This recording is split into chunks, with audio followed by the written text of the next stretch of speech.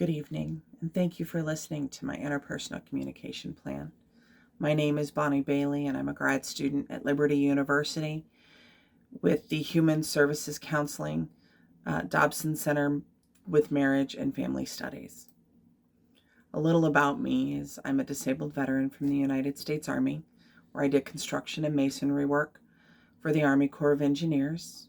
I'm a mom and of two kids, a 17-year-old son and a 12-year-old daughter, and I'm a wife. I have future aspirations to teach at the collegiate level and hopefully work with other students who have a passion for working with people who have experienced trauma and helping them overcome their trauma. I'm currently working on a book myself expressing the implications of untreated childhood trauma and how it affects society. And in the future, I really hope to volunteer with the church in helping parents and kids understand traumatic events and how we can do better.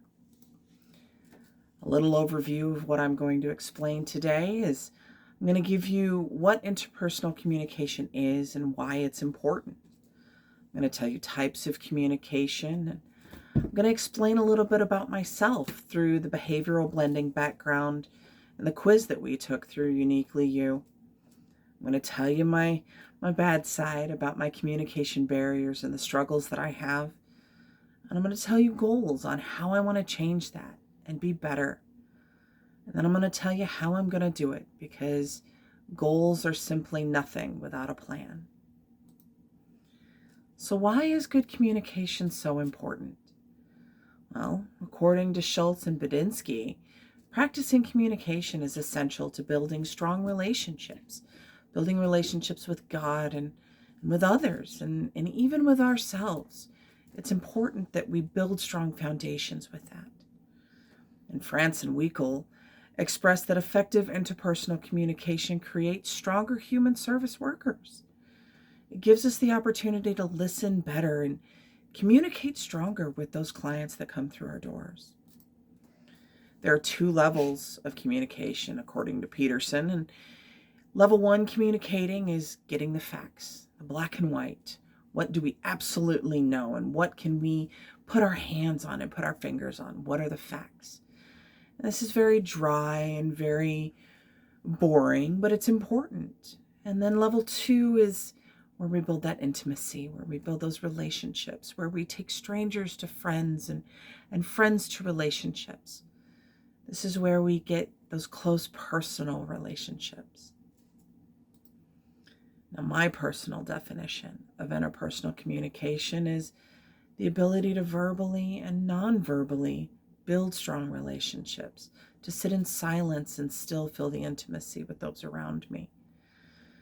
I want those around me to understand that engaging in conversation is important, but also being respectful of the culture that everyone has experienced. Not everybody sees the world through my eyes. I want to listen to others and utilize the silence in listening to them and to God. And understanding that communication is everything. It's being verbal and using vocabulary, and it's nonverbal, and it's facial expressions and breathing patterns. It's even the environment that we have set up around us. So we know that there are verbal communication and nonverbal communication, the body language that we use, the facial expressions that we express, the tone of voice that we use, and even the vocabulary. I would not use exponentially with a 5-year-old and expect them to understand. But I would use that with a 60-year-old because they understand that vocabulary. So a little bit about my behavioral blending is I'm a CI, which basically means that I'm very task-oriented and people-oriented. I'm active and outgoing. I'm inspiring and influencing. I want to make sure that the people around me are motivated. I thrive with public speaking and talking to large crowds and getting input. But I can also be cautious and very calculating and careful. I don't just jump off of a bridge to jump off of a bridge. Others see me as a great communicator and but I struggle with my attitude, and I can be very self-critical, but others see me as needing to work on my humility. Sometimes my insecurities come across as prideful. I see myself as loyal and a great public speaker, and I'm meticulous in everything that I do. So I have communication barriers, though. I have about 5 things that I really struggle with. The first one is rehearsing. When I'm listening to someone, I'm not really listening. I hear the words that they're saying, but I'm always thinking about how I'm going to respond. I interrogate. I ask a million questions. I want to know why to everything. And I ask questions all at once. And I become overwhelming to those I'm speaking to or trying to listen to. I give unsolicited advice when someone's just speaking to me and I want to tell them how to make it better. I say I understand in situations that I don't understand. And Peterson discusses this, that we really do not understand what the other person's experiencing through their perspective. And it can come across as very prideful. We want to talk versus listen. In an article that I read about social media, it really came across that I struggle with this. This is an addiction of mine, and it's my worst communication barrier. I would much rather put my nose in the screen of my phone versus talk to the people around me. I utilize my cell phone and my social media to avoid grief and struggles.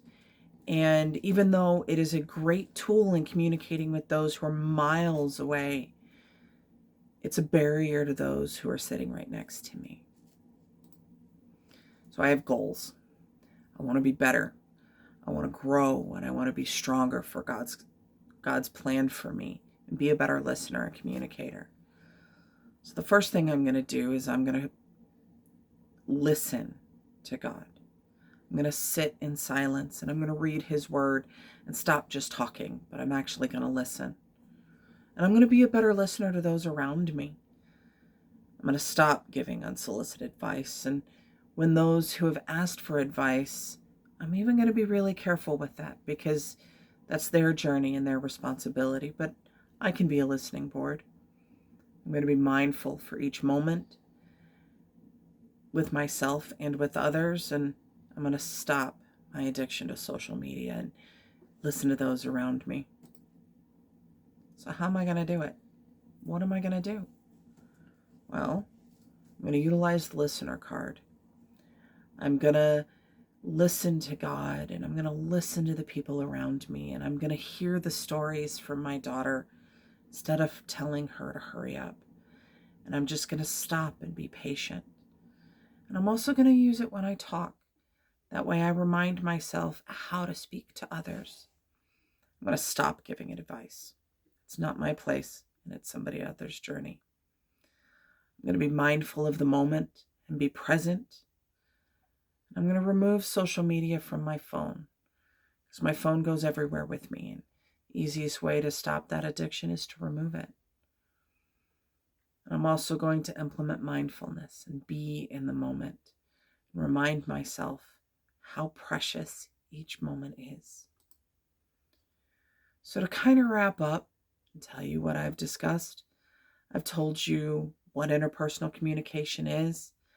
I've given you the different types of communication and how we can use it.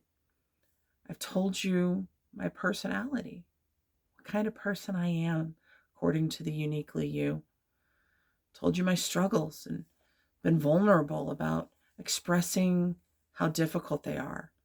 But I'm also told you about my goals and my plans, and I know that God has a plan for me. And this is what I need to do to grow for His kingdom. I thank you so much for your time this evening, and God bless.